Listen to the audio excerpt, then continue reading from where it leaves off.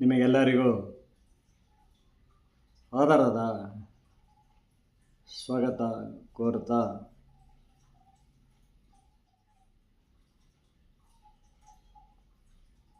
ನನ್ನ ಮೇರುಕೃತಿಯಾದ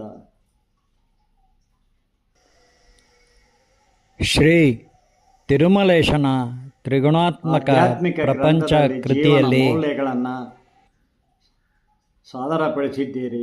ಎಲ್ಲ ಕಾಲಕ್ಕೂ ಅನ್ವಯಿಸುವ ಜೀವನ ಮೌಲ್ಯಗಳನ್ನು, ತತ್ವಾರ್ಥ ಚಿಂತನೆಗಳು. ಆಧ್ಯಾತ್ಮಿಕ ಅಂದರೆ ಅಲರ್ಜಿ ಅಲ್ಲ, ಆಗಬಾರ್ದು. ಅನುಕರಣೆ ಅಂದರೆ ಎನರ್ಜಿ, ಅದಾಗಬಾರ್ದು ಅಲ್ವೇ?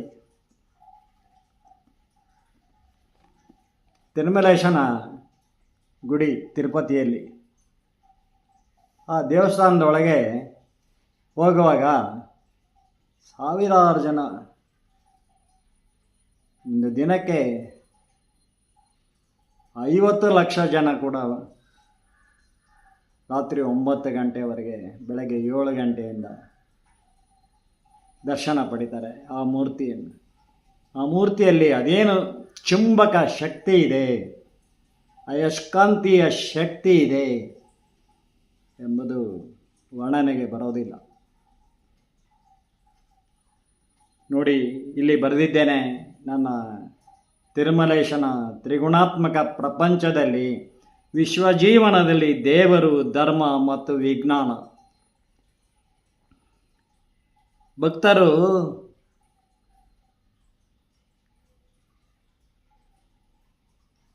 ನಾಸ್ತಿಕರು ಕೂಡ ಬರ್ತಾರೆ ಅಲ್ಲಿಗೆ ನೋಡೋಣ ಅಂತ. ಅವರಿಗೂ ಜ್ಞಾನೋದಯ ಆಗಿಬಿಡತ್ತೆ. ಆದಂಥ ಸಂದರ್ಭಗಳು, ಉದಾಹರಣೆಗಳು ಸಾಕಷ್ಟಿವೆ. ಈ ಜಗದ ಗುಡಿಗೆ ಪ್ರವೇಶಿಸುವ ಮುನ್ನ ಭಕ್ತ ಮಹಾಜನತೆ ತಮ್ಮ ಪಾದರಕ್ಷೆಗಳನ್ನು ಹೊರಗೆ ಬಿಡುವುದರೊಂದಿಗೆ ತಮ್ಮಲ್ಲಿರಬಹುದಾದ ಅಹಂಕಾರವನ್ನು ತ್ಯಜಿಸಿ ತಾಳ್ಮೆಯಿಂದಲೇ ಒಳಬರುವರು. ಆ ದೇವರ ದಿವ್ಯ ದರ್ಶನ ಪಡೆಯುವರು. ಭಕ್ತ ಜನರು ಶ್ರೀನಿವಾಸನ ಕಲ್ಯಾಣದಲ್ಲಿ ತಮ್ಮ ಜೀವಿತ ಕಲ್ಯಾಣವನ್ನೇ ಕಾಣುವರೆಂದರೆ ಅದು ಅವರಿಗಾದ ದೈವಾನುಭವವೇ ಆಗಿದೆಯಲ್ಲ. ಅವರೆಲ್ಲ ಸರತಿಯ ಸಾಲಿನಲ್ಲಿ ಗೋವಿಂದ ಗೋವಿಂದ ಗೋವಿಂದ ಎಂಬ ಆರ್ತ ಸ್ವರದಲ್ಲಿ ಕೈಮುಗಿಯುವಾಗ ಆ ದೇವರೊಬ್ಬನೇ ಜಗದೈಕ ಅಸ್ತಿತ್ವಕ್ಕೆ ಸಾಕ್ಷಿಯಾಗಿ ಶ್ರೀನಿವಾಸ ವೆಂಕಟೇಶ್ವರನ ಸಾಕಾರ ರೂಪದಲ್ಲೂ ಸಾತ್ವಿಕ ಸಂಪನ್ನನಾಗಿ ಇಲ್ಲಿ ಸದಾ ಕಂಗೊಳಿಸುತ್ತಿರುವನು. ತಿರುಪತಿಯ ಮೂರ್ತಿಯಲ್ಲಿ, ವೆಂಕಟೇಶ್ವರನ ಮೂರ್ತಿಯಲ್ಲಿ ಸದಾ ಕಂಗೊಳಿಸುತ್ತಿರುವನು ಎಂಬುದು ಅತಿಶಯೋಕ್ತಿ ಏನಲ್ಲ. ಪ್ರತಿಯೊಬ್ಬ ಮನುಷ್ಯನ ಸುತ್ತ ಒಂದು ಔರ ಇರ್ತದೆ. ಅದಕ್ಕೆ ಉದಾಹರಣೆ ಅಂದರೆ, ಒಂದು ಚಾಪೆ ಹಾಕ್ಕೊಂಡು ನಾವು ಎಲ್ಲೋ ದೇವಸ್ಥಾನದಲ್ಲೋ ಅಥವಾ ಮನೆಯಲ್ಲೋ ಎಲ್ಲೋ ಒಂದು ಛತ್ರದಲ್ಲೋ ಹೋದಾಗ ಮಲ್ಕೊಳ್ತೀವಿ. ಯಾವ ಒಂದು ಪ್ರಾಣಿಯೂ ಕೂಡ ನಮ್ಮ ಕಿವಿಯಲ್ಲಿ ಹೋಗೋದಿಲ್ಲ, ಯಾವ ಒಂದು ಹುಳವೂ ಹೋಗೋದಿಲ್ಲ. ಒಂದು ಔರ ಇರುತ್ತೆ. ಸಾಧಕರಾದವರಲ್ಲಿ, ಸತ್ಸಾಧಕರಾದವರಲ್ಲಿ, ಋಷಿ ಮಹರ್ಷಿಗಳಲ್ಲಿ ಆ ಔರ, ಆ ಪ್ರಭಾವಲಯ ಅವರ ಸುತ್ತಲೂ ಅದು ದೊಡ್ಡದಿರುತ್ತದೆ, ವಿಸ್ತೃತವಾಗಿರ್ತದೆ. ಆದ್ದರಿಂದಲೇ ಹಿಂದುಗಡೆ, ಫೋಟೋ ಹಿಂದುಗಡೆ ಅವರ ಶಿರೋಭಾಗದಲ್ಲಿ ಆ ಔರವನ್ನು ತೋರಿಸ್ತಾರೆ, ಆ ಪ್ರಭಾವಲಯವನ್ನು. ತಿರುಪತಿಯ ಮೂರ್ತಿಯ ಸುತ್ತಲೂ ಇರತಕ್ಕಂಥ ಆ ಪ್ರಭಾವಲಯ ಬಹಳ ದೊಡ್ಡದಿರ್ಬೋದು. ಒಂದು ಅಯಸ್ಕಾಂತದಿಂದ ಇನ್ನೊಂದು ಅಯಸ್ಕಾಂತವನ್ನು ಉಜ್ಜಿದರೆ ಆ ಅಯಸ್ಕಾಂತಕ್ಕೂ ಕಾಂತೀಯ ಶಕ್ತಿ ಹೆಚ್ಚುತ್ತಾ ಹೋಗ್ತದೆ ಕಡಿಮೆ ಇದ್ದಿದ್ದಕ್ಕೆ. ಹಾಗೆ ಆ ಚುಂಬಕ ಶಕ್ತಿ, ಆ ಕಾಂತೀಯ ಶಕ್ತಿ, ಆ ಅಲೌಕಿಕ ದೇವಕಣಗಳ ಶಕ್ತಿ ಆವಾಹನೆ ಮಾಡಿ ಆ ಪ್ರತಿಷ್ಠಾಪನೆ ಮಾಡಿದ್ದಾರೆ ಭಕ್ತಾದಿಗಳು, ಭಕ್ತಾದಿಗಳು, ಸಂತ ಮಹರ್ಷಿಗಳು ಎಲ್ಲರೂ ಅಲ್ಲಿ ದರ್ಶನ ಪಡೆಯುವಾಗ ಅದರ ಪ್ರಭಾವಲಯ ಹೆಚ್ಚುತ್ತಾ ಇದೆ. ಆ ಕಾಂತೀಯ ಶಕ್ತಿಯಿಂದ ದೇವರ ದರ್ಶನ ಪಡೆಯುವವರಿಗೂ ಕೂಡ ಆ ಅನುಭವವಾಗುತ್ತದೆ. ಹಾಗಾಗಿ ತಿರುಮಲೆಯ ಆ ಮೂರ್ತಿಯಲ್ಲಿ ವರ್ಣಿಸಲು ಅಸಾಧ್ಯವಾದ ಕಾಂತೀಯ ಶಕ್ತಿ ಇದೆ, ಚುಂಬಕ ಶಕ್ತಿ ಇದೆ, ಅಲೌಕಿಕ ಶಕ್ತಿಯ ಆವಾಹನೆ ಮಾಡಿ ಪ್ರಾಣ ಪ್ರತಿಷ್ಠಾಪನೆ ಮಾಡಿದ್ದಾರೆ. ಅವನ್ನು ದೇವ ಕಣಗಳು ಅಂತ ಹೇಳ್ತಾರೆ ವಿಜ್ಞಾನಿಗಳು. ಕಣಗಳು ಅವು ಒಂದೇ ಥರ ಇರ್ತವೆ, ಎರಡು ಕಡೆ ಸರ್ವಾಂತರ್ಯಾಮಿಗಳನ್ನು ಕಂಡಂಥ ದೇಶ ಅಲ್ಲೂ ಇರ್ತಾರೆ, ಇಲ್ಲೂ ಇರ್ತಾರೆ. ಏಕಕಾಲದಲ್ಲಿ ಉಪಸ್ಥಿತರಾದಂಥ ಸರ್ವಾಂತರ್ಯಾಮಿಗಳನ್ನು ಕಲಿಯುಗದಲ್ಲೂ ಕಲಿಯುಗಾರಂಭದಲ್ಲೂ ಕಂಡಂಥ ದೇಶ. ಕಲಿಯುಗ 4 ಪಾದಗಳಲ್ಲಿ ಮುಗಿಯುತ್ತದಂತೆ. ಕಲಿಯುಗಾರಂಭ ಕಾಲ ಹೇಗಿತ್ತು, ಈಗೇನು 3ನೇ ಪಾದದಲ್ಲಿದೆಯೋ 4ನೇ ಪಾದದಲ್ಲಿದೆಯೋ ಅನ್ನಿಸ್ಬಿಟ್ಟಿದೆ. 3-4 ಇದ್ದರೂ ಇರ್ಬೋದು ಅನ್ಸ್ಬಿಟ್ಟಿದೆ ಅಲ್ವೇ. ಇನ್ನೊಂದು ಮಹಾಯುದ್ಧ ಆಗ್ಬೋದು, 3ನೇ ಮಹಾಯುದ್ಧ ಅನಿಸಿದೆ. ನಾನು ಈಗ ಪ್ರಚಲಿತ ಸಂಗತಿ ಎಂದರೆ ದೇವರಿದ್ದಾನೆ, ದೇವರಿದ್ದರೆ ಇಷ್ಟೆಲ್ಲ ಹಿಂಗೆಲ್ಲ ಆಗ್ತಾ ಇರಲಿಲ್ಲ. ದೇವರು ನಿಮ್ಮ ಪ್ರಾರಬ್ಧ ಕರ್ಮಕ್ಕೆ, ದುಷ್ಕರ್ಮಕ್ಕೆ ಅವನು ಹೊಣೆ ಅಲ್ಲ. ಆದರೆ ಮತ್ತೆ ಮತ್ತೆ ಅದನ್ನು ಸುಸ್ಥಿತಿಗೆ ತಂದು ಮತ್ತೆ ಭೂಮಿಯನ್ನು 2 ಭಾಗ ನೀರು, 1 ಭಾಗ ಭೂಮಿ, ಅಲ್ಲೂ ಕೂಡ ತ್ರಿಗುಣಾತ್ಮಕ ತತ್ವ ಇದೆ ಮಾಡುವವನು ಆ ದೇವರು. ಆಮೇಲೆ ಆ ಭೂಮಿಯನ್ನು ಉಡಾಯಿಸಿಬಿಡ್ಬೋದು 106 ಸಾರಿ ಈ ಕೃತಿಯಲ್ಲಿ ಬರೆದಿದ್ದೇನೆ. ಅಂಥ ಅಣುಬಾಂಬುಗಳು ನಮ್ಮಲ್ಲಿವೆ, ಈಗ ಎಲ್ಲರಲ್ಲೂ ಇದೆ. ನಮ್ಮ ದೇಶ ಈಗ ಹಿಂದೆ ಬಿದ್ದಿಲ್ಲ ಅದರಲ್ಲಿ. ಅದನ್ನು ಹಾಕಿದ್ರೆ ಏನಾಗುತ್ತೆ, ಹಿರೋಶಿಮಾ ನಾಗಸಾಕಿಗಿಂತ ಭೂಮಿ ಬರಡಾಗಿ ಹೋಗ್ಬಿಡುತ್ತೆ ಇಡೀ ಭೂಮಿ. ಮನುಷ್ಯ ಸಂಕುಲ ಯಾವ ಪ್ರಾಣಿ ಸಂಕುಲವೂ ಇರುವುದಿಲ್ಲ. ಒಳಗೊಬ್ಬ ಇದ್ದಾನೆ ಎಲ್ಲರಲ್ಲೂ, ಈಗ ತಿಳ್ಕೊಳ್ಳಿ. ಅವನು ಎಚ್ಚರಿಸ್ತಾನೆ. ವಿಶ್ವನಾಯಕರಲ್ಲಿ ಒಳಗೊಬ್ಬ ಇದ್ದಾನೆ, ಬೇಡ ಬೇಡ. ಅವನೇ ತಪ್ಪು ಒಪ್ಪುಗಳನ್ನು ತಿಳಿಸುವವನು. ದೈವ ಶಕ್ತಿ ಒಂದಿದೆ ಒಳಗೆ, ಮಾಡಬೇಡ ಅಂತ ನೋಡಿ. ನನ್ನ ಈ ತಿರುಮಲೇಶನ ತ್ರಿಗುಣಾತ್ಮಕ ಪ್ರಪಂಚ ಕೃತಿಯಲ್ಲಿ ವಿಶ್ವಜೀವನದಲ್ಲಿ ದೇವರು, ಧರ್ಮ ಮತ್ತು ವಿಜ್ಞಾನ ಎಂಬ ಈ ಲೇಖನ ಅಯಾಚಿತವಾಗಿ ಪಿಟ್ಸ್ಬರ್ಗಲ್ಲಿ, ಅಮೇರಿಕಾ ಪಿಟ್ಸ್ಬರ್ಗ್ ಬೆಟ್ಟದ ಮೇಲೆ ವೆಂಕಟೇಶ್ವರನ ದೇವಾಲಯ ಇದೆ. ಅಲ್ಲಿ ಕೆಳಗಡೆ ಕನ್ನಡಿಗರ ಒಕ್ಕೂಟ ಇದೆ. ಅಲ್ಲಿಂದ ನನ್ನ ಮಗನ ಸ್ನೇಹಿತ ಒಬ್ಬ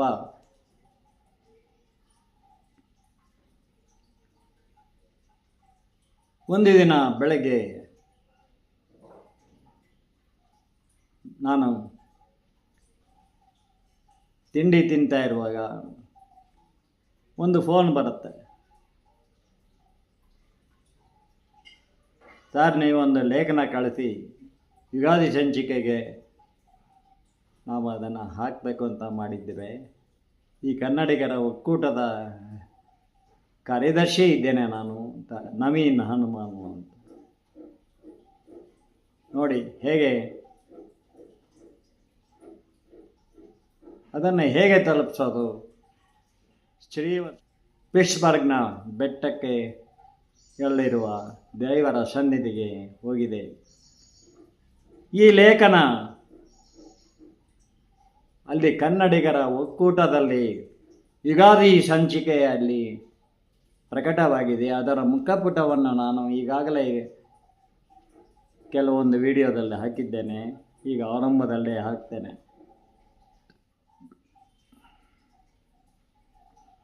ಕೇಳಿ. ವಿಶ್ವಜೀವನದಲ್ಲಿ ದೇವರು, ಧರ್ಮ ಮತ್ತು ವಿಜ್ಞಾನ ಅವತರಣಿಕೆ ಇದೆಲ್ಲವನ್ನು ನಾನು ವಿಶ್ಲೇಷಣೆ ಮಾಡಿ ಆಮೇಲೆ ಶ್ರೀನಿವಾಸ ಕಲ್ಯಾಣಕ್ಕೆ ಕರ್ಕೊಂಡು ಹೋಗ್ತೇನೆ. ಹೋಮ ಹವನ, ತಾತ್ವಿಕತೆ, ಅಲೌಕಿಕ ಶಕ್ತಿ, ಆಧ್ಯಾತ್ಮಿಕ ಶಕ್ತಿ, ವೇದಾಂತ, ಆಚಾರ ವಿಚಾರಗಳು ಎಲ್ಲವನ್ನು ದೇವರು ಇದ್ದಾನೆಯೇ ಎಂಬ ಪ್ರಶ್ನೆಗೆ ಉತ್ತರವು ಮನುಷ್ಯನ ಆಂತರ್ಯದಲ್ಲೇ ಇದೆ. ದೇವರನ್ನು ಯಾರೂ ಸೃಷ್ಟಿಸಲಿಲ್ಲ. ದೇವರಿಗೆ ವಿಶ್ವ ಪ್ರಕೃತಿಯೇ ದೇವರು, ವಿಶ್ವ ಪ್ರಕೃತಿಯೇ ದೇವರು, ವಿಶ್ವ ಪ್ರಕೃತಿಯೇ ಶರೀರ ದೇವರಿಗೆ. ಆದ್ದರಿಂದ ವಿಶ್ವ ಪ್ರಕೃತಿಯೇ ದೇವರು. ಹಗಲೆರಡು ಆ ವಿಶ್ವ ಪ್ರಕೃತಿಯೊಂದಿಗೆ ನಮ್ಮ ಪಂಚಭೂತಗಳಿವೆ ಅಲ್ಲಿ, ಅವುಗಳೊಂದಿಗೆ ನಮ್ಮ ಶರೀರ ಪ್ರತಿಸ್ಪಂದನೆ ಮಾಡ್ತಾ ಇರ್ತದೆ. ಇದು ವಿಜ್ಞಾನ. ವಿಜ್ಞಾನದಲ್ಲಿ ದೈವಜ್ಞಾನ ಖಂಡಿತ ಇದೆ. ಬರೀ ವಿಜ್ಞಾನ ಎನ್ನುವುದು ಒಣ ಪ್ರತಿಷ್ಠೆ ಅಷ್ಟೇ, ದುರ್ವಿಚಾರ. ದೇವರನ್ನು ಯಾರೂ ಸೃಷ್ಟಿಸಲಿಲ್ಲ. ದೇವರಿಗೆ ವಿಶ್ವ ಪ್ರಕೃತಿಯೇ ಶರೀರ. ಕಾಣದ ದಿಗಂತದ ಅಲ್ಲಿದ್ದಾನೆ, ನೆಲೆಸಿದ್ದಾನೆ. ಅದೇ ದೇವರಿಗೆ ಶರೀರ. ಈ ಶತಮಾನದ ವೈಜ್ಞಾನಿಕ ಸಂಶೋಧನೆ, ನಾನು ಈಗಾಗಲೇ ಹೇಳಿದ ಹಾಗೆ, ಬ್ರಹ್ಮಾಂಡದ ಕಣ ಕಣದಲ್ಲೂ ವ್ಯಕ್ತಾವ್ಯಕ್ತ ದೈವಶಕ್ತಿ ಸ್ವರೂಪವಿದ್ದು ಅವನ್ನು ದೇವ ಕಣಗಳೆಂದರು ವಿಜ್ಞಾನಿಗಳು. ಬೇರೆ ಹೆಸರಿಡೋಕ್ಕಾಗಲಿಲ್ಲ ಅವರಿಗೆ. ಇಲ್ಲೋ ಅದೇ ರೀತಿ ಇರ್ತವೆ ಕಣಗಳು ಈ ದಿಗಂತದ ಈ ಭಾಗದಲ್ಲಿ, ಮತ್ತು ಇನ್ನೊಂದು ಎಷ್ಟೋ ದೂರದಲ್ಲಿ ಹೋದರೂ ಅವೇ ಥರ ಇರ್ತವೆ. ಅವನ್ನ ದೇವಕಣಗಳು ಎಂದರು ವಿಜ್ಞಾನಿಗಳು. ಇದು ಇತ್ತೀಚಿನ ಅಂದರೆ ಕೆಲವು 15-20 ವರ್ಷನೋ ನನಗೆ ತಿಳಿದ ಹಾಗೆ, ಆಗ ನಾನು ಅದನ್ನು ಪತ್ರಿಕೆಯಲ್ಲಿ ನೋಡಿದ್ದೆ, ಅದನ್ನು ಇಲ್ಲಿ ಉಲ್ಲೇಖ ಮಾಡಿದ್ದೇನೆ. ಆ ಸಂಶೋಧನೆಯನ್ನು ಮಾಡ್ತಾರೆ ವಿಜ್ಞಾನಿಗಳು. ದೇವಕಣಗಳು ಅಂತ ಹೆಸರಿಡುತ್ತಾರೆ. ದೇವರನ್ನು ಎಲ್ಲೆಲ್ಲೂ ತನ್ನಲ್ಲೂ ಕಾಣುವುದು ವಿಶೇಷ ಜ್ಞಾನ, ವಿಜ್ಞಾನ. ವಿಶ್ವ ಪ್ರಕೃತಿಯಂತೆಯೇ ಮನುಷ್ಯ ಪ್ರಕೃತಿಯಲ್ಲೂ ದೇವರ ಅಂಶವಿದೆ, ಪಂಚಭೂತ ತತ್ವವಿದೆ. ಅದನ್ನು ತನ್ನ ಅಂತಃಸತ್ವದಲ್ಲಿ ಕಾಣುವವನು ಪುರುಷೋತ್ತಮನಾಗುವನು.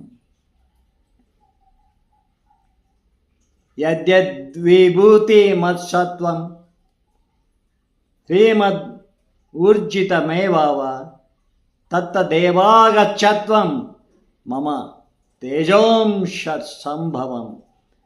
ಯಾವುದು ವಿಭೂತಿ ತತ್ವದಿಂದ ಬಂದಿದೆಯೋ ಅದೆಲ್ಲವೂ ನಿನ್ನ ಸತ್ವದ ಅಂಶದಿಂದ ಬಂದಿದೆ. ನಿನ್ನಲ್ಲಿರುವ ಸತ್ವ ನನ್ನ ಆಧ್ಯಾತ್ಮಿಕ, ನನ್ನ ಆತ್ಮದಲ್ಲೂ ಇದೆ. ಅದು ದೈವಾನುಭವ ಆದವರಿಗೆ ಗೊತ್ತದು ಅಲ್ಲವೇ? ಅದನ್ನು ತನ್ನ ಅಂತಃಸತ್ವದಲ್ಲಿ ಕಾಣುವವನೇ ದೈವಾನುಭವ ಹೊಂದಿದವನು, ಅವನೇ ಪುರುಷೋತ್ತಮನಾಗುವನು. ತ್ರಿಗುಣಗಳು ಮನುಷ್ಯರಲ್ಲಿರುವಂತೆಯೇ ಇತರ ಪ್ರಾಣಿ ಸಸ್ಯಗಳು ಗಿಡಮರಗಳಲ್ಲೂ ಕಾಣಸಿಗುತ್ತವೆ. ಸತ್ವದ ಸಸ್ಯ ಗಿಡಗಳು ಅವುಗಳ ಎಲೆ ಹೂಗಳು ಸುಂದರವಾಗಿದ್ದು ವಿಶ್ವೇಶ್ವರನ ಪೂಜೆಗೆ ಸಲ್ಲುತ್ತವೆ. ಸಮುದ್ರದಲ್ಲಿ ಮತ್ತು ರತ್ನ ಹವಳ ಮುತ್ತು ರತ್ನ ಹವಳ ತೈಲ ಸಂಪನ್ಮೂಲಗಳು ಭೂಮಿಯಲ್ಲಿ ಅಮೃತ ಬಳ್ಳಿ ಮುಟ್ಟಿದರೆ ಮುನಿಯಾಗುವ ಬಳ್ಳಿಗಳು ಇತ್ಯಾದಿಗಳಲ್ಲಿ ಔಷಧೀಯ ಗುಣಗಳಿವೆ. ಕೆಲವು ರಜೋಗುಣಗಳ ಗಿಡಗಳು ಬಳ್ಳಿಗಳು ಮುಳ್ಳು ಮೈತುರಿಕೆ ಸೇವಿಸಿದರೆ ಉಗಿಯುವಷ್ಟು ಕಹಿ, ಮತ್ತೆ ಕೆಲವು ಕಿತ್ತಷ್ಟು ಬೆಳೆಯುವವು. ಕೆಟ್ಟದ್ದು ಎಷ್ಟು ದಮನಗೊಳಿಸಿದ್ರು ಕೂಡ ಮತ್ತೆ ಬೆಳೀತು ಹಾಗೆ. ಅದಕ್ಕೆ ಪಾರ್ಥೇನಿಯಂ ಗಿಡ ದೊಡ್ಡ ಉದಾಹರಣೆ. ಎಷ್ಟಾರ ಕೇಳಿ ಮತ್ತೆ ಬೆಳೀತವೆ.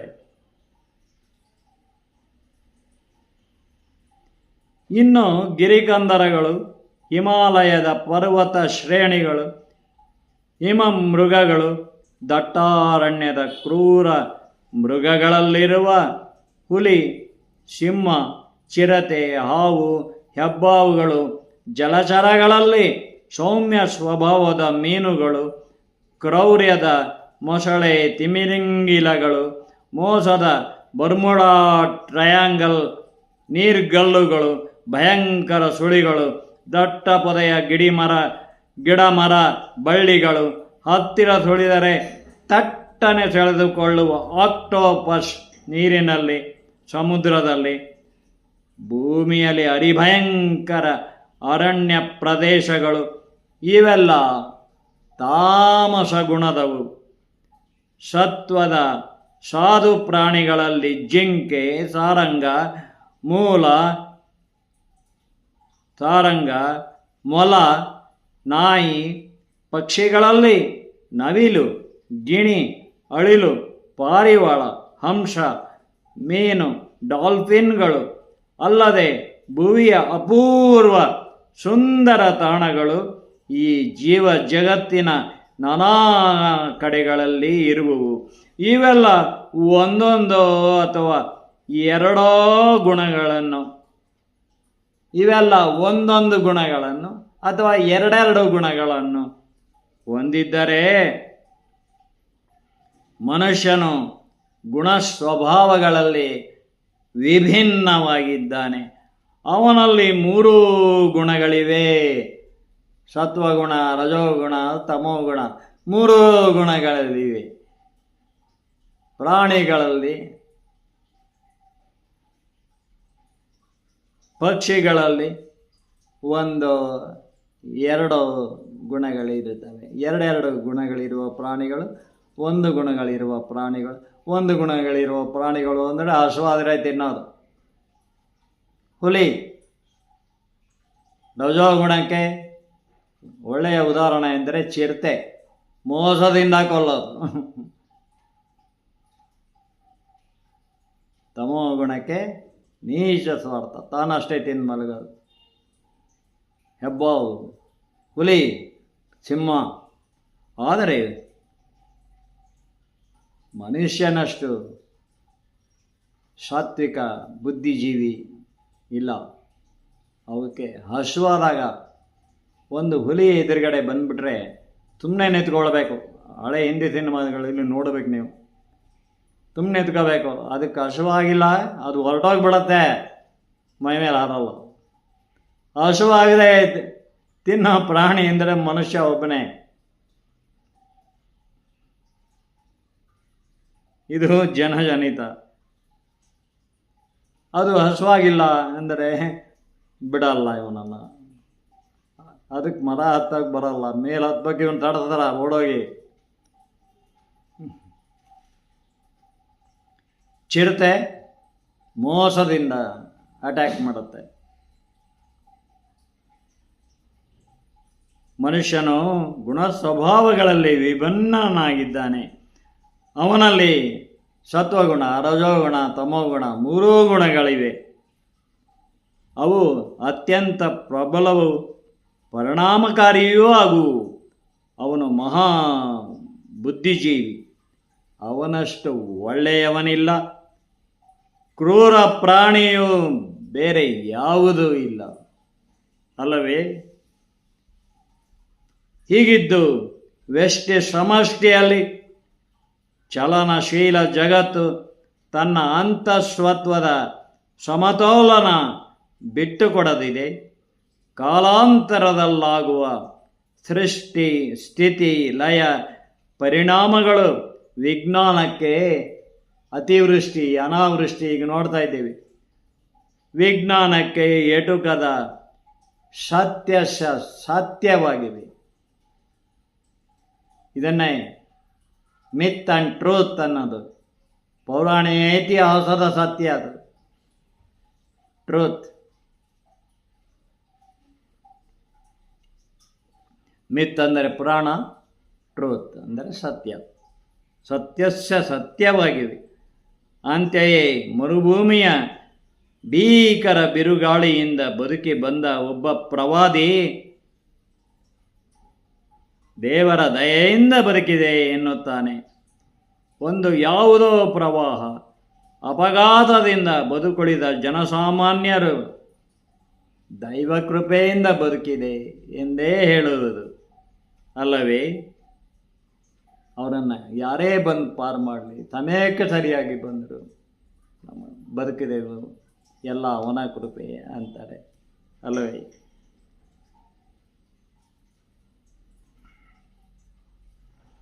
ಮರುಭೂಮಿಯ ಭೀಕರ ಬಿರುಗಾಳಿಯಿಂದ ಬದುಕಿ ಬಂದ ಒಬ್ಬ ಪ್ರವಾದಿ ದೇವರ ಸತ್ಯ ಸ್ಪಷ್ಟಪಡಿಸುತ್ತಾನೆ. ಯಾವುದೇ ಪ್ರವಾಹ ಅಪಘಾತದಿಂದ ಬದುಕುಳಿದ ಜನಸಾಮಾನ್ಯರು ಎಲ್ಲ ದೈವ ಕೃಪೆಯಿಂದ ಬದುಕಿದೆವು ಎನ್ನುತ್ತಾರೆ. ಪ್ರಾಣಿ ಪಕ್ಷಿಗಳು ಪ್ರಕೃತಿಯಲ್ಲಾಗುವ ಅನಿರೀಕ್ಷಿತ ಬದಲಾವಣೆಗಳನ್ನು ಮನುಷ್ಯರಿಗಿಂತಲೂ ಬೇಗನೆ ಗ್ರಹಿಸುತ್ತವೆ. ಅಲೌಕಿಕ ಅದ್ಭುತ ಶಕ್ತಿ ಹೊಂದಿದೆ ಎಂಬ ಅರಿವಿನಲ್ಲಿ ಹಂಚಿಕೊಂಡು ನಡೆಯುತ್ತವೆ. ಇಲ್ಲಿ ಹಣವೇ ಎಲ್ಲ ಎಂದು ಗೊಣಗಿದರೂ ದೇವರನ್ನು ನಂಬಿಕೊಂಡು ಬದುಕುವವರೇ ನಾಸ್ತಿಕರಿಗಿಂತ ಹೆಚ್ಚಿನ ಸಂಖ್ಯೆಯಲ್ಲಿ ಎಲ್ಲ ಕಾಲಕ್ಕೂ ಇರುತ್ತಾರೆ ಅಲ್ಲವೇ? ಇದೆಲ್ಲವೂ ತ್ರಿಗುಣಗಳ ಪ್ರಪಂಚದ ವೈಚಿತ್ರ್ಯವೇ. ಹಿಂದೂ, ಕ್ರೈಸ್ತ, ಯಹೂದಿ, ಇಸ್ಲಾಮೀಯರಲ್ಲಿ ಇವು ಕೂಡ ದೇವರನ್ನು ನಂಬಿಕೊಂಡವರಿದ್ದಾರೆ. ದೇವರ ನಂಬಿಕೆಯಲ್ಲಿ ಪವಾಡಗಳು ಅಪರಾಂಪಾರ. ಬೌದ್ಧರು, ಜೈನರು ದೇವರ ಸಾಕಾರ ರೂಪ ತಿರಸ್ಕರಿಸಿಯೂ ವಿಶ್ವ ಪ್ರಕೃತಿಯ ದೈವತ್ವದ ಹಾಗೂ ಪರಮಾಣು ತತ್ವದ ಆಧ್ಯಾತ್ಮಿಕತೆಯನ್ನು ಒಪ್ಪುತ್ತಾರೆ. ಆಧ್ಯಾತ್ಮಿಕ ಶಕ್ತಿಯನ್ನು, ಅಲೌಕಿಕ ಶಕ್ತಿಯನ್ನು ಒಪ್ಪುತ್ತಾರೆ. ಹೀಗಾಗಿ ಪ್ರಕೃತಿಯ ಈ ವ್ಯಕ್ತ ಅದ್ಭುತ ಶಕ್ತಿಯ ವ್ಯಕ್ತ ಅದ್ಭುತ ಶಕ್ತಿಯು ಮನುಷ್ಯನಿಗೆ ಅವನ ಅರಿವಿಗೆ ಬಾರದಾಗಿದ್ದರೆ ಅಖಂಡ ಬ್ರಹ್ಮಾಂಡವು ಯಂತ್ರ ನಿಯಂತ್ರಿತವಾಗಿ ಬಿಡುತ್ತಿತ್ತು. ಈ ವೆಕ್ಯಾಬ್ಯುಲರಿ ಇದು ನಾನು ಪಂಡಿತೋತ್ತಮ ಅಲ್ಲ, ಸಾಹಿತಿಯಾಗಿ ನೋಡಿದ್ದೇನೆ. ನನ್ನ ಸಾಧನೆ ಬಹಳ ದೊಡ್ಡದಿರ್ಬೋದು, ನನ್ನ ವೆಕ್ಯಾಬ್ಯುಲರಿ ಶಬ್ದ ಸಂಪತ್ತು ಇರಬಹುದು. ಅದನ್ನು ಇಲ್ಲಿ ಬಳಸುವಾಗ ದೈವ ಕೃಪೆ ಇದೆಯಲ್ಲ ಅದಾಗಿದೆ. ಅದರಿಂದನೇ ನಾನು ದೇವರು ಅಂತ ಹೇಳೋದು. ದೈವಾನುಭವ ಆಗಿದೆ. ಆಯುಷು ಶ್ರೇಯಸ್ಸು ಎಂದರೆ ನಾನು ಹಿಂತಿರುಗಿ ನೋಡಿದ್ರೆ ಗೊತ್ತಾಗ್ತದೆ. There are so many hurdles in my life. ಅವನ್ನೆಲ್ಲ ದಾಟಿ ಬಂದಿದ್ದೀನಿ. ಅಡೆತಡೆಗಳು, ಜೀವಕ್ಕೆ ಆಪತ್ತು ಬಂದಂಥ ಸಂದರ್ಭಗಳು, ಅಲ್ಲೂ ಕೂಡ ಪ್ರಾಣಾಪಾಯದಿಂದ ನಾನು ಪಾರಾಗಿ ಬಂದಿದ್ದೀನಿ. ಅವೆಲ್ಲ ಇದೆ. ಸಮಯ ಸಿಕ್ಕರೆ ಅದನ್ನು ಹೇಳ್ಬೋದು. ನನ್ನ ಜೀವನ ಚರಿತ್ರೆ ಹೇಳ್ರಿ ಅಂತಾರೆ ಕೆಲವರು. ಆದರೆ ಮನುಷ್ಯ ರೋಷ, ದ್ವೇಷ, ಅಸೂಯೆ, ನೀಚ ಸ್ವಾರ್ಥದಿಂದ ತನ್ನ ವಿನಾಶಕ್ಕೆ ತಾರನೇ ಕಾರಣನಾಗುವನು. ಕಾಡು ಬೆಟ್ಟ ಕಡಿಯುವಿಕೆ, ಭೂ ಕಬಳಿಸುವಿಕೆ, ಐಷಾರಾಮಿ ಸುಖದ ಅತಿರೇಕಗಳಲ್ಲಿ ಜನವಾಹನಗಳು, ಪರಿಸರ ಮಾಲಿನ್ಯ, ಮಳೆ ಬೆಳೆ ಇಲ್ಲದೆ ನದಿ ಕೆರೆಗಳು ಬತ್ತಿ ಪಡಿ ಪದಾರ್ಥಗಳು ಬೆಲೆಗಳು ಏರುವುದು, ವಿದ್ಯುನ್ಮಾನ ವಸ್ತುಗಳಾದ ಮೊಬೈಲ್, ಆನ್ಲೈನ್ಗಳ ಕೃತ್ರಿಮ ನೈಜತೆಯಲ್ಲಿ, ಈಗ ಆರ್ಟಿಫಿಷಿಯಲ್ ಇಂಟೆಲಿಜೆನ್ಸ್ ಬೇರೆ ಬಂದಿದೆ, ಕ್ಷಣಿಕ ಸುಖ ಕಲ್ಪನೆಯ ಗೀಳು, ಎಲ್ಲ ಮತಧರ್ಮದ ತತ್ವಾದರ್ಶಗಳು ಬೋಧಿಸುವ ದೈವತ್ವ, ಮಾನವೀಯತೆ ಕಾಣೆಯಾಗುವುದು. ಹೀಗೆಯೇ ಕಾಮೋದ್ರೇಕ, ಅತ್ಯಾಚಾರ, ಕೊಲೆ, ಚಿನ್ನ, ಹಣ, ಸುಲಿಗೆಗಳು, ಹಣಕ್ಕೆ ಹಪಾಪಿಸಿ ಕಾಳಸಂತೆಯ ದಂಧೆಗಳು ಹೆಚ್ಚುವುದು, ಆಡುಂಬಲದ ರಾಜಕೀಯದ ಜಾತೀಯತೆ, ಜಾತಿಗಳಂತೆ ಈಗ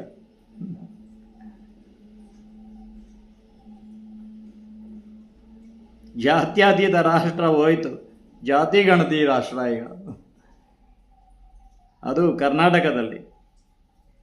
ನಾನು ಒಂದು ಕಡೆ ಹೇಳಿದ್ದೆ, ಅತ್ಯಂತ ಉಚ್ಚ ಸಂಸ್ಕೃತಿಯು ಎಷ್ಟಿದೆಯೋ ಭಾರತದಲ್ಲಿ ಅತ್ಯಂತ ಉಚ್ಚ ಸಂಸ್ಕೃತಿ ದೇವರು, ಧರ್ಮ, ಕರ್ಮದ ಅಂಜಿಕೆ. ಅಷ್ಟೇ ನೀಚ ಸಂಸ್ಕೃತಿಯು ಇಲ್ಲಿದೆ. ಆದ್ದರಿಂದನೇ ಒಳ್ಳೆಯದಕ್ಕೆ ಬಹಳ ಬೆಲೆ, ಕೆಟ್ಟದ್ದು ಜಾಸ್ತಿ ಇರುವುದರಿಂದನೇ ಒಳ್ಳೆಯದಕ್ಕೆ ಬಹಳ ಬೆಲೆ, ನೈತಿಕತೆಗೂ ಒಂದು ನೆಲೆ.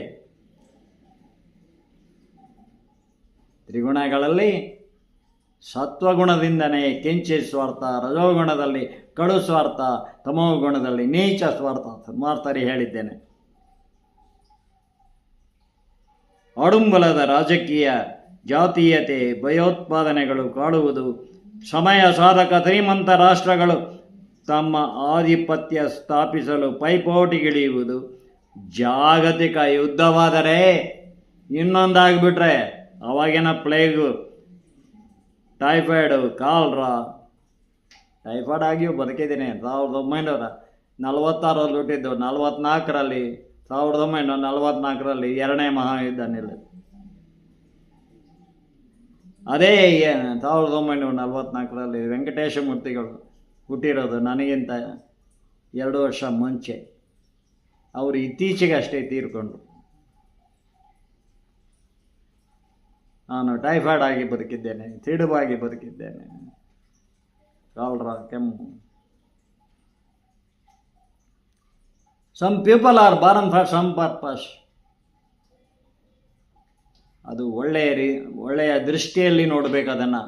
ನಾನು ಯಾಕೋ ಹುಟ್ಟಿದ್ದೇನೆ, ಒಳ್ಳೆಯದನ್ನು ನಾನು ಹೇಳಬೇಕು, ಮನುಷ್ಯನಾಗಿ ಹುಟ್ಟಿದ್ದೇನೆ, ಮನುಷ್ಯ ಜನ್ಮ ಬಹಳ ಶ್ರೇಷ್ಠ ಅಂತ ಹೇಳ್ತಾರೆ. ಏನಿರ್ಬೋದು ಅಂತ ಯೋಚನೆ ಮಾಡಿದಾಗ ನಾನು ತತ್ವಜ್ಞಾನಿ ಆದೆ, ಸಾಹಿತಿ ಆದವನು, ತಂತ್ರಜ್ಞಾನವನ್ನು ಕೆಲಸ ಮಾಡಿದೆ. ಕಂಪ್ಯೂಟರ್ ಪಠ್ಯವನ್ನು ಕಂಪ್ಯೂಟರ್ ಅಮ್ಮೆಗಾಲಿಡ್ತಾ ಇರುವಾಗ ನಾನು ಒಂದು ಡೆಸ್ಕ್ಟಾಪ್ ಕಂಪ್ಯೂಟರ್ ತಂದೆ, ನನಗೇ ಗೊತ್ತಿಲ್ಲದೆ. ನನ್ನ ಸಾಹಿತ್ಯವನ್ನು ಸ್ಕ್ರಿಪ್ಟ್ ಮಾಡಲಿಕ್ಕೋಸ್ಕರ ಜೊತೆಗೆ ಪ್ರಿಂಟರ್ ಕೂಡ ಇತ್ತು. ಹಾಗಾಗಿ ಈಗೇನಾರು 3ನೇ ಮಹಾಯುದ್ಧ ಆದರೆ ಪ್ಲೇಗ್ಗಿಂತಲೂ ಕೋವಿಡ್ಗಿಂತಲೂ ಭೀಕರ ಅಂಟು ರೋಗಗಳು ಬರುವು. ಕೋಟಿ ಜನರೆಲ್ಲ ಜೀವನ ಭದ್ರತೆ ಇಲ್ಲದೆ ಭಯವಿಹ್ವಲರಾಗಿ ಸಾಯುವುದು.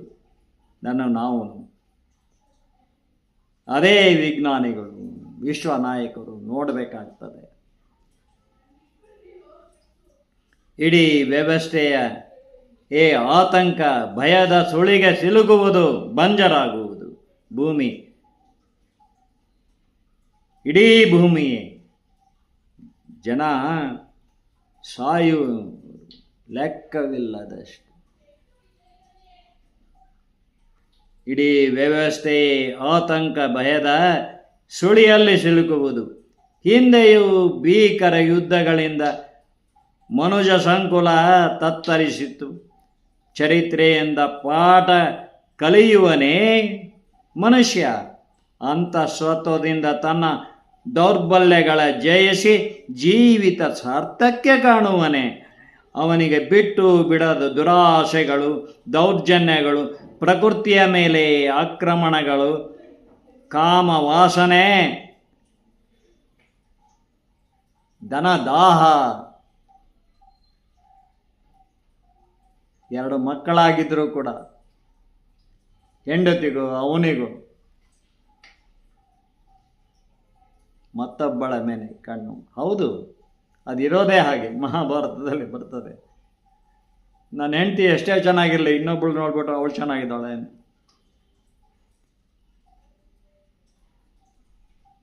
ಇದಕ್ಕೊಂದು ಉಪಕಥೆ ಇದೆ, ಮಹಾಭಾರತದಲ್ಲಿ ಬರ್ತದೆ, ಹೇಳ್ತೇನೆ ಮುಂದೆ. ನನ್ನ ಹತ್ರ ಒಂದು ವಸ್ತು ಇದೆ, ಅದಕ್ಕಿಂತ ಅದು ಅವನ ಹತ್ರ ಇರೋದು ಚೆನ್ನಾಗಿದೆ. ಇದು ಮನುಷ್ಯನ ದೌರ್ಬಲ್ಯ, ಇದನ್ನು ಜಯಿಸ್ಬೇಕು ಅವನು. ವಿಶ್ವ ಪ್ರಕೃತಿಯ ದೇವರು ತನ್ನ ರೂಪಾತಿಶಯ ಸೃಜಿಸಿಕೊಳ್ಳುವುದು, ದುಷ್ಟಶಕ್ತಿಗಳ ದಮನವಾಗುವುದು ಅನಿರೀಕ್ಷಿತ, ಆದರೂ ನಿಶ್ಚಿತವೇ. ಇದು ಕಾಲಾಂತರದಲ್ಲಿ ಆಗುವ ಜಗದ ಪರಿವರ್ತನೆ ಎಂದೇ ವೇದ ವಿಜ್ಞಾನಗಳು, ಪುರಾಣಗಳು ಶ್ರುತಪಡಿಸಿವೆ. ಮನುಷ್ಯನು ಪ್ರಕೃತಿಯ ದೈವತ್ವದ ಒಂದು ಅಂಶವೇ. ಆದರೂ ಗಾಳಿಗಿಂತ ವೇಗವಾದ ಮನಸ್ಸು ಮಾಡಬೇಕು ಅಂತೀವಿ. ನೋಡಿ ಹೇಗಿದೆ.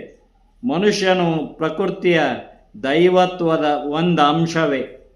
ಆದರೂ ಗಾಳಿಗಿಂತ ವೇಗವಾದ ಮನಸ್ಸನ್ನು, ಬಿರುಗಾಳಿಗಿಂತಲೂ ಭೀಕರವಾದ ಬುದ್ಧಿಯನ್ನು ಸ್ಥಿಮಿತದಲ್ಲಿಡುವುದು ಧ್ಯಾನ ಯೋಗದಲ್ಲೇ. ಮನುಷ್ಯನ ಭೌತಿಕ ವಿಕಾಸ ಕಾಲಗತಿಯಿಂದಾದರೆ ಬೌದ್ಧಿಕ ವಿಕಾಸ ಅಲೌಕಿಕ ಪ್ರೇರಣೆಯಿಂದಾಗಿದೆ. ನೋಡಿ,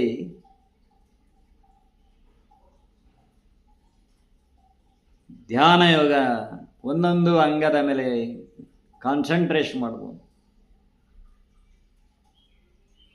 ಬುದ್ಧಿವಂತಿಕೆ ಭಗವಂತನ ದೇವಾಲಯ ಎಂದರು.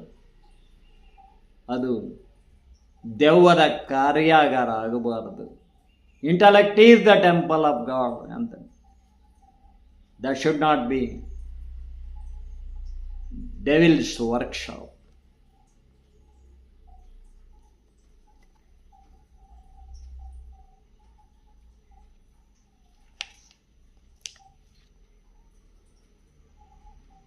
ಇನ್ನೊಂದು ವಿಡಿಯೋದಲ್ಲಿ ಮುಂದುವರಿಸ್ತೇನೆ. ಯತ್ರ ಯೋಗೇಶ್ವರ ಕೃಷ್ಣ ಯತ್ರ ಪಾರ್ಥೋ ಧನುರ್ಧರಃ ತತ್ರ ಶ್ರೀವಿಜಯೋ ಭೂತುರ್ಧ್ರುವ ನೀತಿರ್ಮತಿರ್ಮಮ.